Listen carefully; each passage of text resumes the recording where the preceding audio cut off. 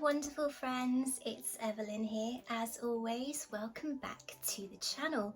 A huge thank you to all of you out there for continuing to support me on my little corner of the internet. Now, full disclosure friends, I've not been having the best time with my health recently, both physically and mentally. And since it's now February, and February is obviously the month for Valentine's Day, it got me thinking, we need to give ourselves some of that love that we so freely give to others. And one question that I have started to ask myself more and more is, what do I myself need? And usually the answer is something creative. So why not give yourself some me time this week, friends, and ask yourself what it is you need and what you would like to do and spend your time on this week, even if it's just half an hour just for you. And this week, when I asked myself that question, it came to one of my ultimate favourite crafts, which is polymer clay crafting. And since it is nearly Valentine's Day, I decided I would like to share with you how I create some of my favourite Valentines and love themed female crafts. So without further ado, my friends, give yourself some self-love and let's get creating.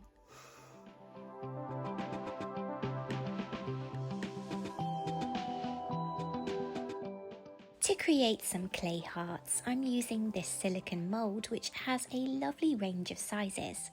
Moulds like these are inexpensive, easy to use and are a great way to get into clay crafting. Beginning by conditioning and softening the clay in my hands, I then push it into the mould to fill up the heart shapes.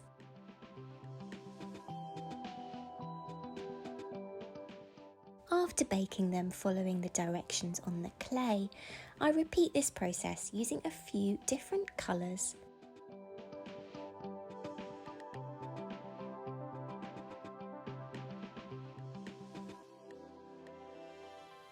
First up, I'm going to create a cute heart brooch using these 3 hearts and the trusty Mod Podge. Take your time here, positioning and repositioning to your heart's content until you get a look and design that you love.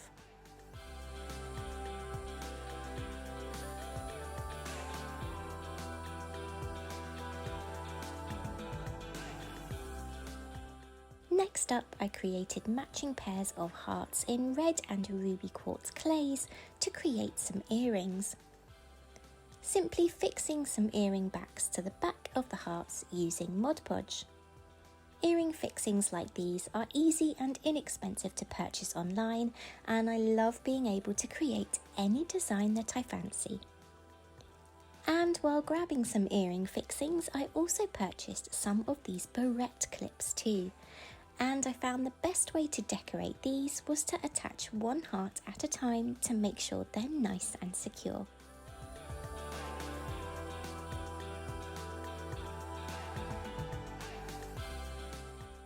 I also created some earrings using this mould, but instead of having them hanging from your ears using the hole created by the mould, I chose to file down the baked edge of the heart and affix some earring fixings like so.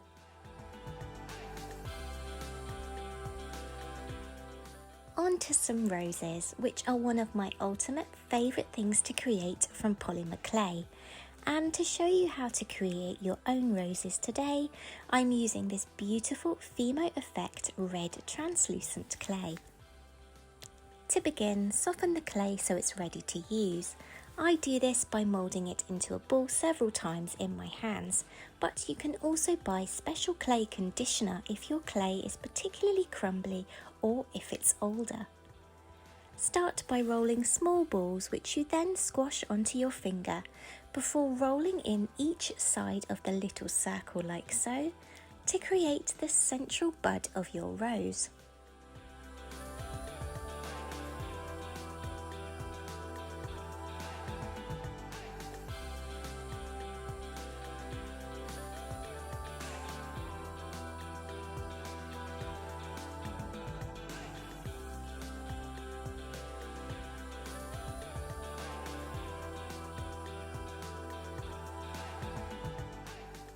Repeat this process, creating more circles that will form the petals of your roses.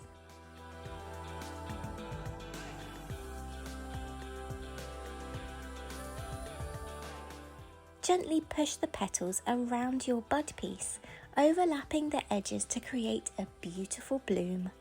I used 7 petals on each of these roses, and you can alter the size of the circles you create to make bigger or smaller flowers.